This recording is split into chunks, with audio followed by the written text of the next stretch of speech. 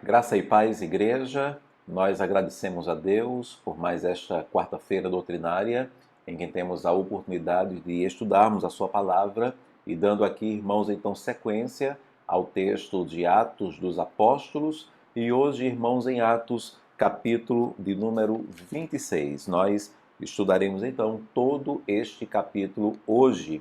Finalmente, então, chegou a audiência, de Paulo diante do rei Agripa e também ali da rainha Berenice e o governador Festo. E, de fato, irmãos, nós veremos o que poderíamos aqui apontar algo como uma repetição, um mais do mesmo.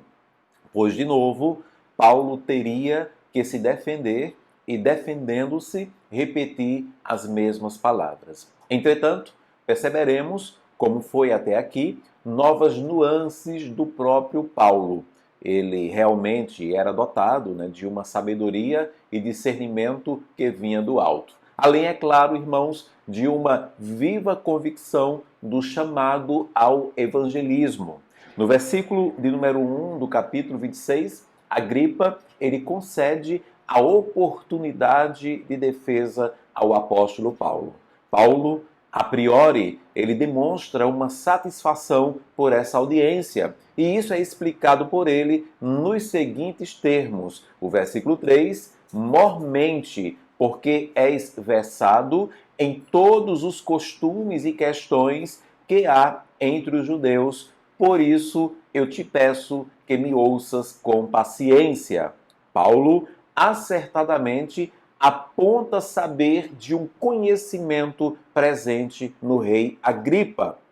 Dos versículos 4 até o versículo de número 11, ele traça uma rápida biografia ao seu respeito. No versículo 4, ele era, segundo o próprio Paulo, acerca de si mesmo, era muito conhecido desde a juventude pelos seus. O versículo 5, e assim o era por ser fariseu desde o princípio, desde a sua juventude, o que o próprio Paulo conceitua como sendo a seita mais severa do judaísmo. No versículo 6, ele diz que estava sendo julgado agora, justamente, por causa da crença nessa seita, por causa, ele diz, da esperança da promessa que por Deus foi feita a nossos pais. E essa esperança prometida seria o advento do Messias, a vinda do Cristo. Ele estava assegurando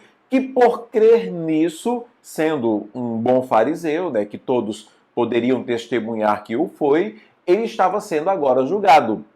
Versículo 7, ele diz que toda Israel crê e espera por isso. Ele escreveu, a qual as nossas 12 tribos, servindo a Deus fervorosamente, de noite e de dia, almejam alcançar. E, no tocante a esta esperança, ó rei, que eu sou acusado pelos judeus. Ele então arremata, no versículo de número 8, porque se julga incrível entre vós que Deus ressuscite os mortos. Que justamente, irmãos, era o maior problema de se crer em Jesus. Afinal, se ele ressuscitou, houve erro por parte dos religiosos que pediram sua morte. Então, mesmo crendo em ressurreição de mortos, e o farisaísmo ele cria nisso, eles negavam a ressurreição apregoada pelo cristianismo. Do versículo 9 até o versículo 11, Paulo revela que ele mesmo havia sido persuadido a pensar assim. Ele vira, ele se transforma em um opositor a Jesus, ele se torna perseguidor do cristianismo, recebeu autorização dos principais sacerdotes, prendeu muitos santos, também testemunhou contra eles e os matava, os castigava por todas as sinagogas, obrigou-os até a blasfemar contra Jesus. E conclui, no versículo 11, na parte B, e demasiadamente enfurecido contra eles, mesmo por cidades estranhas, os perseguia. Paulo, basicamente, se apresenta como tendo sido tão cruel ou mais do que todos os seus atuais detratores. E a pergunta era: o que ocorreu àquele homem, né? O que ocorreu a Paulo? O que foi que o transformou? E que acontecimento foi esse, né, que o fez deixar de ser o fariseu tão temido e respeitado para se tornar agora aquele proclamador do caminho? Paulo, ele traz uma resposta clara a esta implícita pergunta. No versículo 12, ele contou que com esses sentimentos, né, sentimentos de ódio, de raiva contra os cristãos, ele estava ali a caminho de Damasco, justamente levando ordens de encarcerar os cristãos. No versículo 13 até o versículo 18, ele narra todo o evento do seu encontro com Jesus. Ele diz que era meio-dia, uma luz no céu mais forte que o sol, ele tinha testemunhas, ele declara: todos nós caímos por terra, e uma voz em língua hebraica falou comigo: Saulo, Saulo, por que me persegues? Dura coisa é recalcitrares contra os aguilhões. Ele declara: questionei quem falava comigo, mas deixando claro que se estava em uma missão do Senhor, só o Senhor o poderia impedi-lo. Então ele, no versículo 15, parte A, declara: quem és tu, Senhor? E essa voz se apresentou como sendo Jesus, o mesmo ele declara que eu perseguia. Mandou-me ficar de pé, me chamou para ser sua testemunha daquilo que vi, quanto do que me seria ainda revelado. E ele disse que me enviaria aos gentios. No versículo 18, para lhes abrir os olhos e os converteres das trevas para a luz e da potestade de Satanás para Deus, a fim de que recebam eles remissão de pecados e herança entre os que são santificados pela fé em mim. Paulo, então, declara ao rei Agripa, no versículo 19, pelo que, ó rei Agripa, não fui desobediente à visão celestial. Por isso que ele, então, diz o versículo 20, pregou aos de Damasco e em Jerusalém, por toda a Judéia e aos gentios, para que se arrependessem e se convertessem a Deus, praticando obras dignas de arrependimento. Paulo então arremata no versículo 21, por causa disto, alguns judeus me prenderam, estando eu no templo, e tentaram matar-me. Mas claro, é como se Paulo estivesse dizendo: acreditar em mim seria fazer o que eu fiz, reconhecer que toda animosidade contra Jesus e seus seguidores foi um equívoco.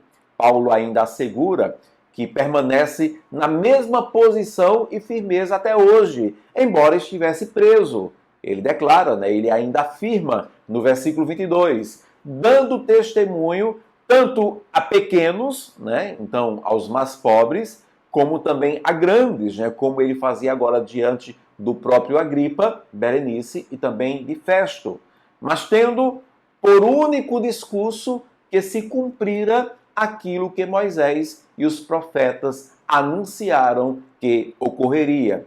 Isto é, que o Cristo devia padecer e, sendo o primeiro da ressurreição dos mortos, anunciaria a luz ao povo e aos gentios. Versículo 23. Bem, irmãos, parece-nos então que aqui, não é? Paulo ele teria ido longe demais, né? Pelo menos na opinião de Festo.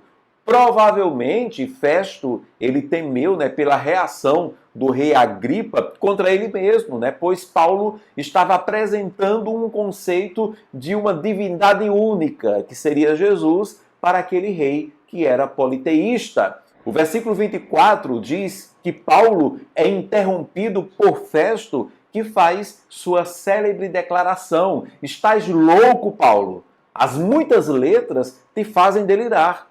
No que Paulo, ironicamente, lhe responde no versículo 25, né? Eu não estou louco, ó excelentíssimo Festo. Vocês lembram que esse era um título que Paulo não usava, né? Excelentíssimo, tinha um dom divino, né? E aqui, então, parece-nos que Paulo aponta como sendo algo mais insano, né? Atribuir divindade ali a líderes como Festo, né? E então ele declara, né? Não estou louco, ó excelentíssimo Festo. Pelo contrário, né? Digo palavras de verdade e de bom senso. Paulo, ele ainda explora, né, o seu conhecimento da causa e das pessoas que ali estavam presentes. No versículo 26 e 27, ele olha para o rei Agripa e diz: porque tudo isto é do conhecimento do rei, a quem me dirijo com franqueza, pois estou persuadido de que nenhuma destas coisas lhe é oculta, porquanto nada se passou em algum lugar escondido. Acreditas, ó rei Agripa, nos profetas? E ele declara: bem sei que acreditas. E é quando o rei Agripa faz a sua declaração mais clássica e, acredito eu, mais surpreendente naquele auditório. O versículo número 28. Então, Agripa se dirigiu a Paulo e disse: por pouco me persuades a me fazer cristão. E o que é que Paulo faz diante desta declaração? Ele se aproveita da declaração para tentar emocionar o rei? Ele tenta mexer com os sentimentos de Agripa? Não. Paulo, ele continua enaltecendo sempre o Senhor acima das criaturas. Fosse quem fosse, não seria a vontade de Paulo, nem tampouco a vontade da própria criatura, no caso, a vontade do próprio Agripa. Sempre seria a soberania do Senhor. Versículo 29, Paulo respondeu: assim Deus permitisse. Não é você que decide se vai ser persuadido ou não, ou eu que vou te persuadir. Paulo respondeu: assim Deus permitisse que, por pouco ou por muito, não apenas tu, ó rei, porém todos os que hoje me ouvem se tornassem tais qual eu sou, exceto, claro, estas cadeias, né? Dos versículos 30 até o versículo 31, nos dito, né, que numa reunião que ocorreu ali logo depois, entre aqueles que ali estavam, concluem que Paulo não era passível de morte ou mesmo de prisão. E há até mesmo, né, aqui um lamento que é declarado pelo rei Agripa. No versículo 32, então Agripa se dirigiu a Festo e disse: este homem bem podia ser solto, né? Nós poderíamos muito bem soltar a Paulo se não tivesse apelado para César, né? E antes mesmo que nós venhamos a lamentar, irmãos, afinal, Paulo ele teria sido liberto aqui, não é? Até mesmo no título aqui do bloco que se encontra na Bíblia, né? Paulo teria sido solto se não tivesse apelado para César, né? Mas não nos lamentemos. Eu creio, irmãos, que nem Paulo fez, que nem mesmo Paulo se lamentou. Afinal, irmãos, a vontade de Deus era que Paulo fosse a Roma e ele iria. Isso mediante Atos, capítulo 23, versículo de número 11. Então, quais são as aplicações à igreja diante deste capítulo de número 26? Primeiro, a sabedoria e discernimento gerados pelo estudo é válido e eficiente também. Sim, Deus pode nos dotar de sabedoria e discernimento que vem do alto. E esta sabedoria e discernimento também estavam presentes ali na vida do apóstolo. Mas também existe a sabedoria e o discernimento que se adquire pela busca do conhecimento. Paulo aqui demonstra ter esta destreza também. Não à toa, o próprio Festo, né, o governador, fazer uma referência às muitas letras na vida de Paulo. Era notório, né, a capacidade adquirida pelo apóstolo por meio das leituras. Ele era um homem que estudava. E mesmo quando ele estiver ainda, né, preso ali na cidade de Roma, ele pedirá, né, a Timóteo por meio de uma carta, em 2 Timóteo, capítulo 4, versículo 13. Quando vieres, traze a capa que deixei em Troade, em casa de Carpo, bem como os livros, especialmente os pergaminhos. E nós hoje, irmãos, igreja, temos a maior e melhor biblioteca à nossa disposição, que é a Bíblia Sagrada. Então, busque sabedoria e discernimento por meio do conhecimento que aqui consta. A segunda lição, o testemunho ainda é um excelente caminho ao evangelismo. Como já vimos tantas e tantas vezes, Paulo sempre contava o seu testemunho. Falarmos de quem éramos e no que críamos gera a empatia necessária com aquele que nos ouve. O seu testemunho tanto pode falar negativamente, quanto pode falar positivamente. Isso, claro, se independente de quem fomos ou pensávamos, tivemos um encontro com Cristo. Sem contar também os muitos testemunhos descritos na própria palavra de Deus. Contá-los gerarão um paralelismo na vida de todos que nos ouvem. E a terceira aplicação, todo momento é uma oportunidade de se falar do Evangelho, seja aos pequenos ou mesmo aos grandes. Aproveite as oportunidades. Efésios capítulo 5, versículo 16, remindo o tempo, ou seja, aproveitando bem cada oportunidade, porque os dias são maus.